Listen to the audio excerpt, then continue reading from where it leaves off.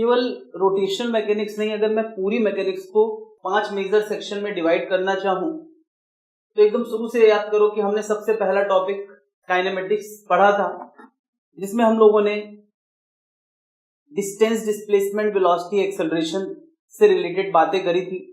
अगर circular motion भी include कर दें तो हमने उन्हीं का एंगुलर और रिवोल्यूशनल वर्जन भी पढ़ा था। तो कहीं ना कहीं एस वी ए के analogous theta, omega, alpha, capital N, small N, N bar, displacement, revolutional velocity and revolutional acceleration, इन सिंबल से रिलेटेड जितना भी डिस्कशन है वो हम लोग kinematics part of the mechanics में रखते हैं।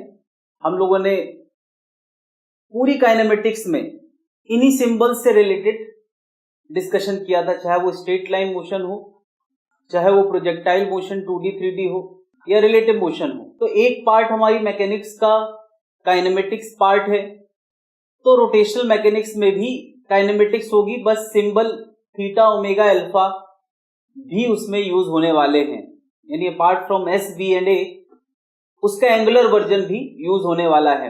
इसी तरह से न्यूटन्स लॉज ऑफ मोशन वाला एक टॉपिक पढ़ा था, जिस टॉपिक का अगर हम सेंट्रल आइडिया की बात करें तो पूरे लॉज ऑफ मोशन का सेंट्रल आइडिया एक्सेलरेशन।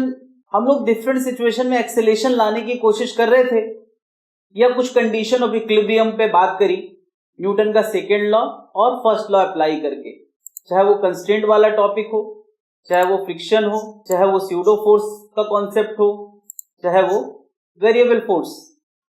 पूरे टॉपिक का सेंट्रल आइडिया यह था कि हम एक्सेलेरेशन निकाल रहे थे, रियल फोर्सेस निकाल रहे थे, या हम इक्विलिब्रियम पे बॉडी की बात कर रहे थे, या तो एक्सेलेरेशन फाइंड आउट कर रहे थे या तो इक्विलिब्रियम पे बॉडी की बात कर रहे थे। तो अब हम क्या फिर से इस टॉपिक में ए के साथ साथ अल्फा लाने की बात करेंगे, यानी लीनियर एक्सेलेरेशन के साथ साथ एंगुलर एक्सेलेरेशन लाने की बात करेंगे, या रिजिड बॉडी के इक्विलिब्रियम की बात करेंगे, यानी यहां भी लॉज ऑफ मोशन पार्ट आएगा, बट ए के साथ साथ अल्फा की भी बात करना है।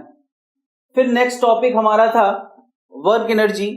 वर्क एनर्जी वाले टॉपिक को अगर मैं एक लाइन में बोलना चाहूं कि कुछ एस शिफ्टिंग के बाद, कुछ डिस्टेंस कवर के बाद अगर वेलोसिटी चेंज की बात होती है गिवन फोर्सेस के लिए, तो हम वर्क एनर्जी लगाते हैं, चाहे वो पोटेंशियल एनर्जी का कॉन्सेप्ट हो, चाहे W all equal to delta K, चाहे रेट ऑफ चेंज ऑफ, उसके बाद हमने rate of change of work done की बात करी थी। तो यहां भी हम लोग वर्क एनर्जी लगाएंगे, बस नई बात यह है कि वर्क डन की एक डेफिनेशन F इंटू एस के साथ साथ टाउ इंटू थीटा और आ गया है। फोर्स और डिस्प्लेसमेंट 0 डिग्री पे होता था तो प्लस एफ एस, अगर 180 पे होता तो माइनस एफ एस। यहां भी अगर टॉर्क और डिस्प्लेसमेंट सेम सेंस में है तो प्लस टॉर्क थीटा और अपोजिट सेंस में है तो minus tau theta. Work done की डेफिनेशन एडिशनल आ गई है, पावर की डेफिनेशन एडिशनल आ गई है, काइनेटिक एनर्जी का एडिशनल फॉर्मूला आ गया है, हाफ आई ओमेगा स्क्वायर। ये थ्योरम्स जैसी पहले वैलिड थी, अब भी वैसे ही हमें इस टॉपिक में भी अप्लाई करना है। फिर हम लोगों ने अगला टॉपिक मैकेनिक्स का पढ़ा, लीनियर मोमेंटम, वीसीएम एसीएम वाला टॉपिक। तो ये दोनों सेक्शन बेसिकली उसी टॉपिक को बिलोंग करते हैं। गिवन फोर्स के लिए टी टाइम बाद वेलोसिटी चेंजेस की बात चलेगी। फोर्स कांस्टेंट हो सकते हैं, वेरिएबल हो सकते हैं। गिवन फोर्स के लिए टी टाइम बाद अगर वेलोसिटी चेंज की बात चलती थी तो हम impulse equal to change in linear momentum लगाते थे।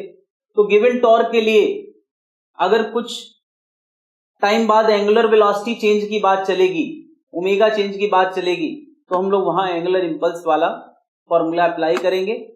एंगुलर मोमेंटम को हम लोग और डिटेल में समझेंगे कि एंगुलर मोमेंटम आई ओमेगा के अलावा और भी कैसे डिफाइन किया जा सकता है। इसके अलावा अगर एफ एक्सटर्नल 0 है तो किसी सिस्टम में कोई भी प्रोसेस होगा तो उसमें लीनियर मोमेंटम कंजर्व रहता था। तो यहां भी अगर टॉर्क एक्सटर्नल 0 है तो वहां एंगुलर मोमेंटम कंजर्व रहेगा। तो अगर हम पूरी मैकेनिक्स को 5 सेक्शन में देख रहे हैं तो अब मैं रोटेशनल मैकेनिक्स अकेले टारगेट नहीं कर रहा हूं।